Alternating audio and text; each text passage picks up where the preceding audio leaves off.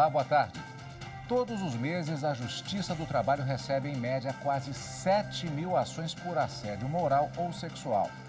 De olho nessa realidade, a Corte Trabalhista promove até o fim do mês uma campanha nas redes sociais chamando a atenção para o tema.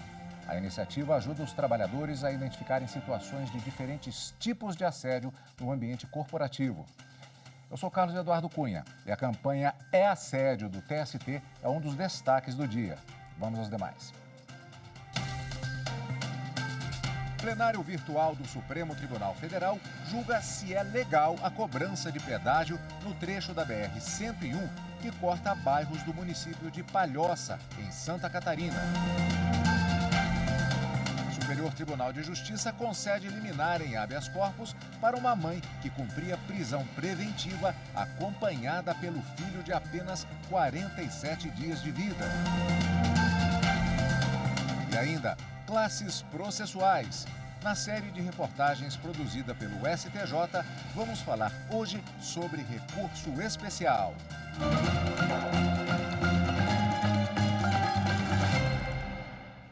O plenário virtual do Supremo Tribunal Federal julga se é legal a cobrança de pedágio no trecho da BR-101 que corta bairros do município de Palhoça, em Santa Catarina.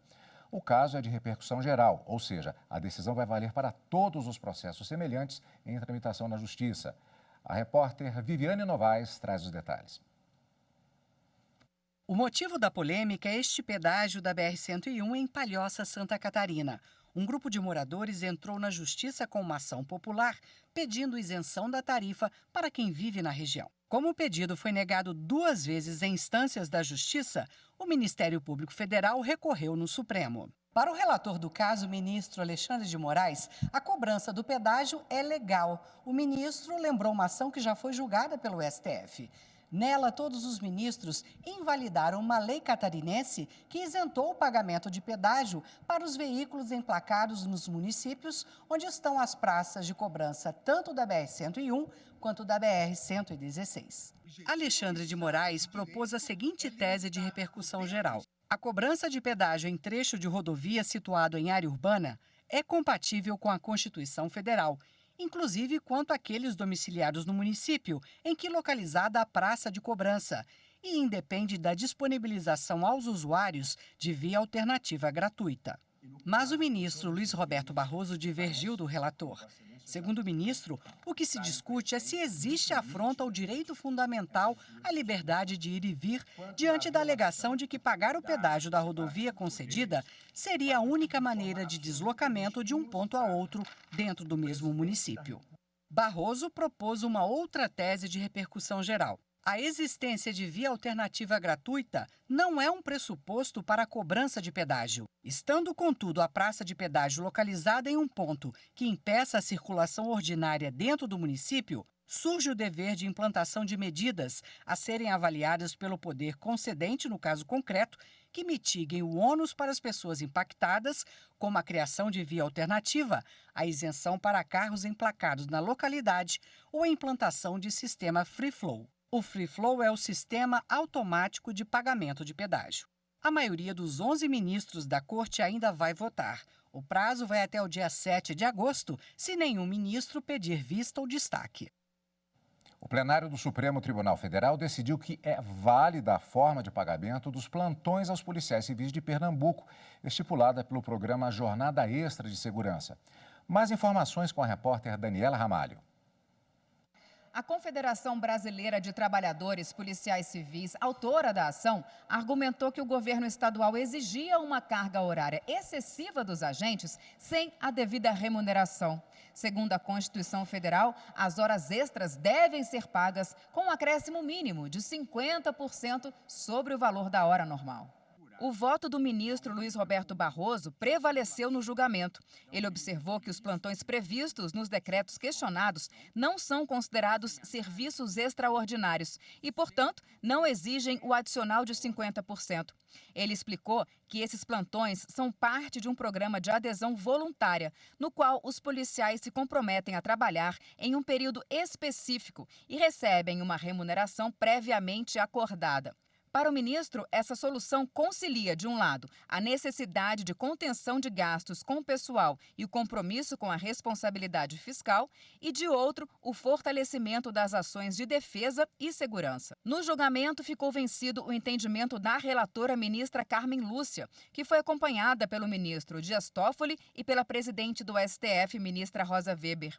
No voto, a relatora argumentou que o artigo 7º da Constituição não exige que o adicional de 50% seja aplicado apenas quando a jornada extra é imposta pelo empregador.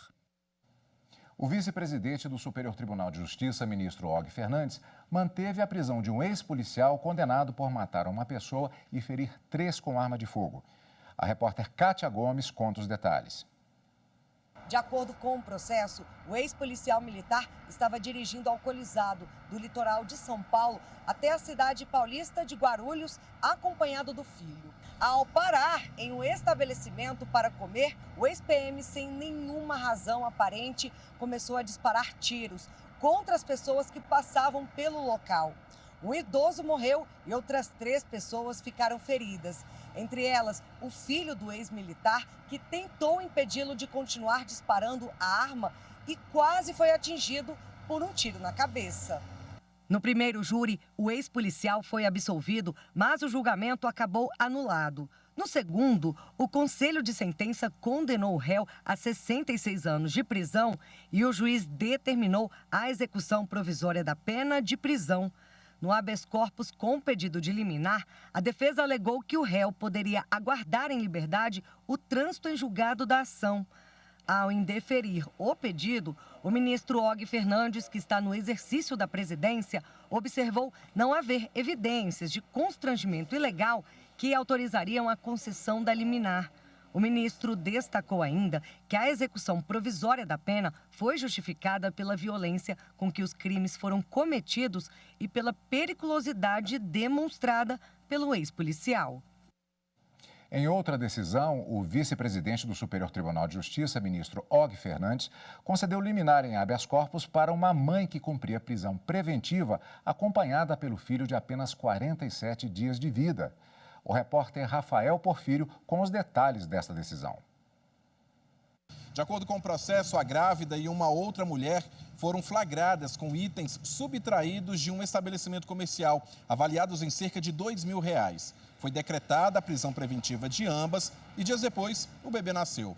No habeas corpus, a Defensoria Pública do Paraná alegou que as 2 mulheres, por serem mães de crianças menores de 12 anos, teriam direito à prisão domiciliar. No Superior Tribunal de Justiça, o vice-presidente da Corte, ministro Og Fernandes, no exercício da presidência, concedeu apenas à mãe lactante o direito de aguardar o julgamento do habeas corpus em prisão domiciliar. Segundo o ministro, ainda que o Código de Processo Penal deixe a cargo do juízo decidir sobre a prisão domiciliar para mães com filho de até 12 anos ou com deficiência, ou ainda para gestantes, a atual jurisprudência do Supremo Tribunal Federal estabelece que, salvo determinadas exceções, o benefício deve ser concedido às mulheres em prisão preventiva que estejam nessas condições. A decisão liminar foi negada a outra presa, devendo a análise do pedido de revogação da prisão preventiva ocorrer no julgamento do mérito, que caberá à 5ª turma do STJ, sob relatoria do ministro Joel Ilan Paciornik. A seguir, vamos falar sobre a campanha que o Tribunal Superior do Trabalho promove até o fim do mês para combater o assédio no trabalho. As informações em instantes.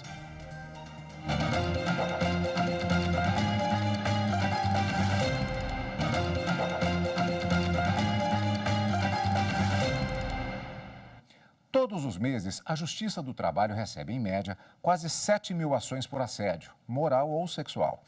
Para ajudar a combater essa realidade, o Tribunal Superior do Trabalho promove até o fim do mês a campanha É Assédio.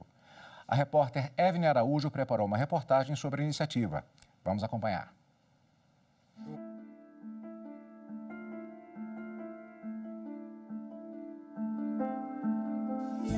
A Justiça do Trabalho recebe mensalmente, em média, 6.400 ações relacionadas a assédio moral no ambiente de trabalho. O cálculo considera o volume de processos iniciados em 2022, quando foram ajuizadas quase 78 mil ações trabalhistas com essa temática em todo o país. Em ações de assédio sexual, foram 4.435 processos iniciados em primeiro e segundo graus e 105 no TST. Informação é essencial para enfrentar práticas abusivas. Em ambos os casos, o volume de ocorrências em que trabalhadoras e trabalhadores são vítimas pode ser maior, já que muitas pessoas têm receio ou não sabem como denunciar. Isso pode gerar outra preocupação, a subnotificação. É muito importante falar sobre o assédio, falar sobre as violências. Então, as próprias empresas, elas precisam se envolver nesse processo de informação para que as pessoas consigam identificar nos seus locais de trabalho essas condutas. Então, isso é a primeira coisa, né?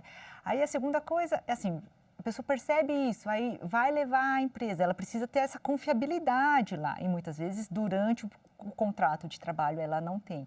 Então, ela precisa confiar, né, na justiça do trabalho, né, como esse agente, né, esse braço do Estado que vai conseguir mediar esse conflito.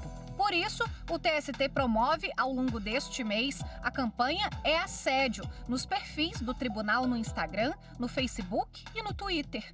Todas as sextas-feiras são feitas publicações que ilustram situações com diferentes tipos de assédio no ambiente corporativo. As postagens também estimulam o engajamento na publicação das informações e convidam o público a compartilhar o conteúdo usando a hashtag Chega de Assédio. A gente buscou, em primeiro lugar, entender quem era o público. O público principal são as vítimas. Então, a partir daí, a gente pensou em mostrar para o público exemplos práticos do que é assédio e também canais de denúncia. Já nos primeiros dias, mais de 100 mil pessoas foram alcançadas só no Instagram, fora as outras redes e os outros canais que a gente divulgou. E isso tudo de forma orgânica. E aí, o que a gente faz agora? A gente está monitorando, está respondendo questionamentos e está monitorando quais são as principais dúvidas, os principais pontos para lançar uma segunda fase da campanha, agora, baseado nisso. E para detalhar o assunto, recebemos aqui nos estúdios da TV Justiça a juíza auxiliar da presidência do Tribunal Superior do Trabalho, Gabriela Lenz, a quem, antes de mais nada, agradeço pela presença aqui nos estúdios da TV Justiça para falar sobre o tema e dou o meu boa tarde. Boa tarde, Cadu, boa tarde, ouvintes. Doutora, eu gostaria de começar com esse dado que foi citado várias vezes, mas eu gostaria de repetir. Em 2022 apenas, mais de 6 mil ações de assédio moral por mês, cerca de 80 mil ações durante todo o ano. São números aparentemente elevados, mas, na verdade, eles talvez ainda não reflitam uma realidade. Exatamente. O que a gente percebe, né, enfim, na atuação e acompanha em pesquisas, é que esses números, eles ainda são inferiores ao problema que a gente vê no mundo do trabalho. Porque essa questão do assédio é uma discussão que está vindo à tona com mais ênfase nesses últimos anos, mas realmente é um problema epidêmico que a gente tem hoje nas relações de trabalho, essas violências que atravessam a relação. Eu tinha um professor que ele dizia que a maldade você não precisa nem ensinar, ela floresce de diversas formas. Quando se fala em assédio, normalmente falamos de assédio moral e sexual. As formas que podem ser efetivados esses assédios, na verdade, elas são múltiplas. Isso é uma dificuldade também no sentido da identificação. Exatamente. A Organização Internacional do Trabalho, nesses últimos anos, em 2019, publicou uma Convenção 190 que ela busca justamente tirar essas violências e assédios da caixinha, porque antes a gente tratava muito o assédio ascendente, né, horizontal, organizacional, e a Convenção ela trouxe que a violência e o assédio no mundo do trabalho são condutas inaceitáveis com as relações. E isso nos ajudou, em certa medida, a desnaturalizar uma série de condutas que por muito tempo a gente naturalizou e hoje em dia a gente já percebe, não, mas isso aí é um problema, isso aí não pode ser tolerado. Porque quando acontece aquele problema que a gente sempre leu como assédio, né, por exemplo, do chefe batendo na mesa ou uma violência mais direta, na verdade, muita coisa aconteceu antes daquele momento que foi sendo naturalizado dentro da organização, né, dentro da instituição pública e privada. Então, por isso, hoje em dia, a gente tenta muito mais atuar na prevenção, na construção de um ambiente de trabalho saudável do que nessa repressão posterior. Porque quando aconteceu a violência e o assédio é porque a gente já falhou, né, nessa medida preventiva. Um dos desafios da justiça como um todo é acompanhar o desenvolvimento da sociedade. E isso, a partir do impacto tecnológico, é bastante presente. A tecnologia avança, se cria uma modalidade de crime, por exemplo, que a justiça às vezes tem até que apelar para uma certa analogia. É algo semelhante ao que acontece em relação a isso, porque até há não muito tempo havia uma naturalização, eram comportamentos considerados absolutamente naturais. Isso está se modificando. Há um desafio nesse sentido de identificar esse processo socialmente para fazer a aplicação legislativa e, portanto, jurídica? Eu acho que esse talvez seja um grande desafio que a gente tem enfrentado nesses últimos anos, porque no nosso caso, no Brasil, esse é um desafio no mundo, né? Não é só do Brasil.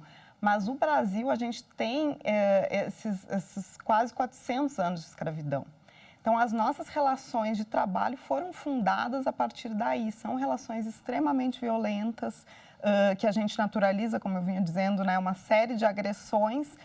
E aí a gente tem uma carência normativa para regular especificamente, né? Agora a gente teve uma lei da igualdade que foi publicada, mas a gente ainda precisa sistematizar isso um pouco mais. A gente tem, por exemplo, a Convenção 190 da OIT, que trouxe aportes importantes.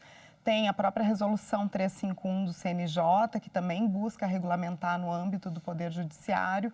Mas o que a gente percebe é essa necessidade de um avanço mesmo normativo.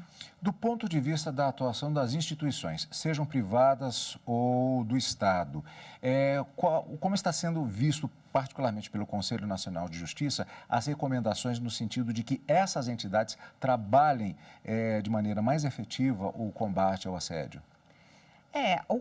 As diretrizes lançadas por essa resolução do Conselho Nacional de Justiça, elas buscam primeiro a gente olhar justamente para esse caráter preventivo e para a própria organização do trabalho, né? Então, a gente repensar as nossas práticas de gestão para buscar construir um ambiente mais saudável.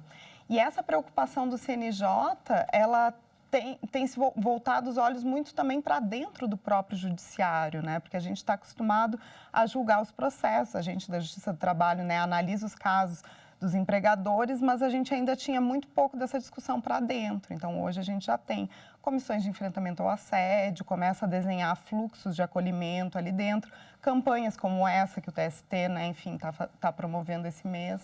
Isso dá um documentário, como eu comentava antes de iniciarmos a entrevista. Então, vamos ter que encerrar. Havia muitas perguntas que eu gostaria de fazer. Nesse sentido, então, justamente para encerrar, eu gostaria de perguntar uma questão que, na verdade, não é nova. A denúncia por parte das vítimas, ela é importante e também, hoje em dia, há mais segurança para que isso seja feito?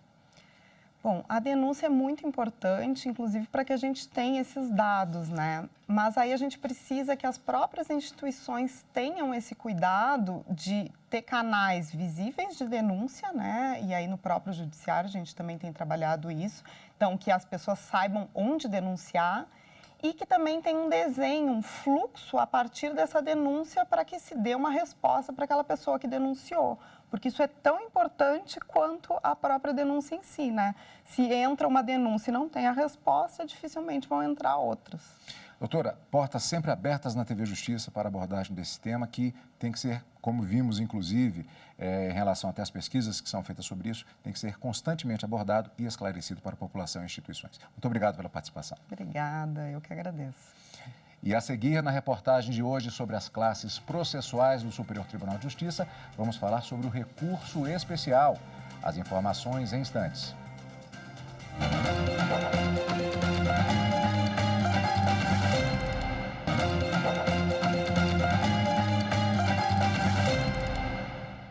A presidente do Tribunal de Justiça de Mato Grosso participou da aula inaugural do curso de formação de soldados e oficiais da Polícia Militar. A solenidade reuniu 560 alunos convocados pela Secretaria de Segurança Pública do Estado. Acompanhe na reportagem de Eli Cristina Azevedo. A presidente do Tribunal de Justiça de Mato Grosso participou da aula inaugural dos cursos de formação de soldados e oficiais e adaptação de oficiais de saúde durante solenidade realizada na Igreja Presbiteriana Central de Cuiabá. Na oportunidade, a desembargadora falou aos alunos presentes sobre a importância do conhecimento e destacou a sintonia entre as instituições. O poder público ele é único. Tem aí suas responsabilidades divididas, mas na essência é mostrar a nossa união em prol do cidadão. Que esses novos integrantes da PM de Mato Grosso sejam muito bem-sucedidos, que esse curso possa realmente formatar novas personalidades e corações bastante atentos para nos proteger, para nos auxiliar como cidadãos que somos. A aula inaugural reuniu 560 alunos entre praças e oficiais, aprovados no concurso público da Segurança do Estado, realizado ano passado. O Judiciário também vai contribuir com a formação dos policiais, levando a capacitação sobre os princípios da justiça restaurativa. Faremos um círculo de demonstração para que eles conheçam e como isso pode beneficiar a corporação como um todo e, claro, e a população com uma formação humanizada desses novos integrantes. Parceria enaltecida pelo comandante-geral da Polícia Militar de Mato Grosso. Nós teremos aí mais de 500 alunos que poderão ser capacitados, serão treinados aí por uma equipe apropriada aí do Poder Judiciário e, sem dúvida nenhuma, nós colocamos à disposição de portas abertas para todo e qualquer conhecimento que vier a mais na formação dos nossos alunos será bem-vindo e de bom grado. O momento é considerado histórico para as forças de segurança de Mato Grosso. É um dia muito importante para todos nós, é um dia importante para Mato Grosso, porque estamos aí reforçando o efetivo da nossa corporação. A intenção é que todos esses policiais, que estão iniciando o curso de formação, sejam designados pelo Interior do Estado, onde queremos, em cada município, ter pelo menos um efetivo mínimo necessário para que possa levar segurança para todos os cidadãos mato-grossenses. Eu esperei bastante tempo por esse concurso, está sendo a realização de um sonho para mim, para minha família também. Foram inúmeras fases desse concurso para chegar até aqui e é uma realização enorme estar nessa aula inaugural, tanto para mim e para minha família. Na segunda reportagem do Superior Tribunal de Justiça sobre as classes processuais, vamos falar do recurso especial. O recurso especial interposto no Superior Tribunal de Justiça tem como objetivo anular ou reformar acórdão do Tribunal de Justiça ou do Tribunal Regional Federal, cuja interpretação de lei federal diverge de outro tribunal ou do próprio STJ. A reportagem é de Rafael Porfírio.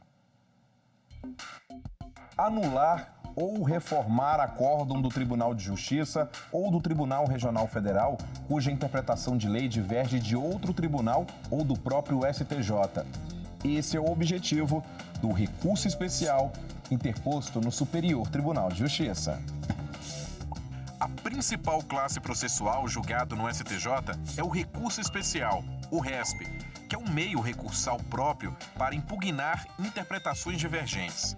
O recurso especial é cabível na Corte nas causas decididas em última ou única instância pelos 6 tribunais regionais federais ou pelos 27 tribunais de justiça, quando a decisão recorrida contrariar tratado ou lei federal ou negar-lhes vigência, julgar válido ato de governo local contestado em face de lei federal ou der à lei federal interpretação divergente da que lhe haja atribuído outro tribunal.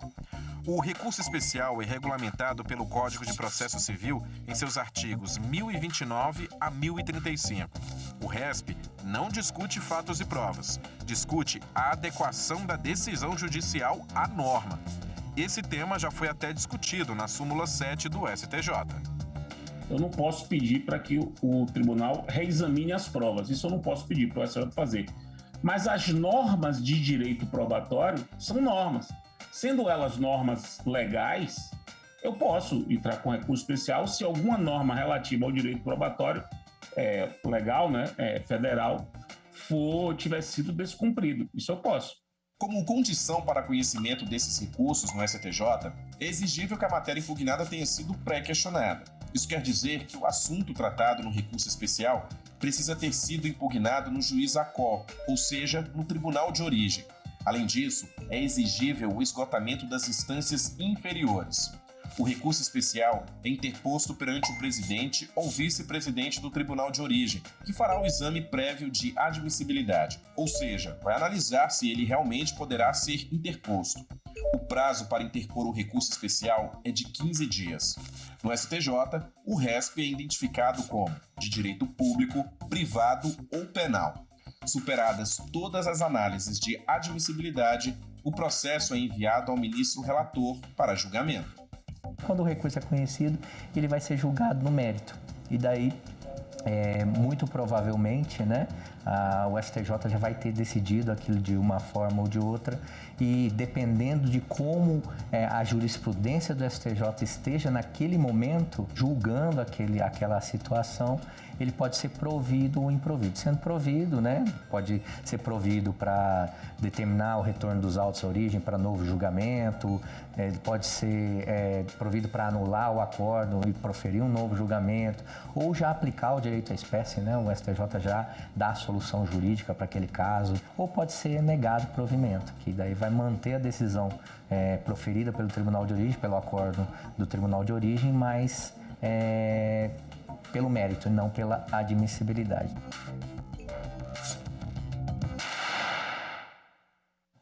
O Jornal da Justiça fica por aqui. Obrigado pela companhia, uma ótima tarde, um excelente final de semana. Até segunda. Tchau.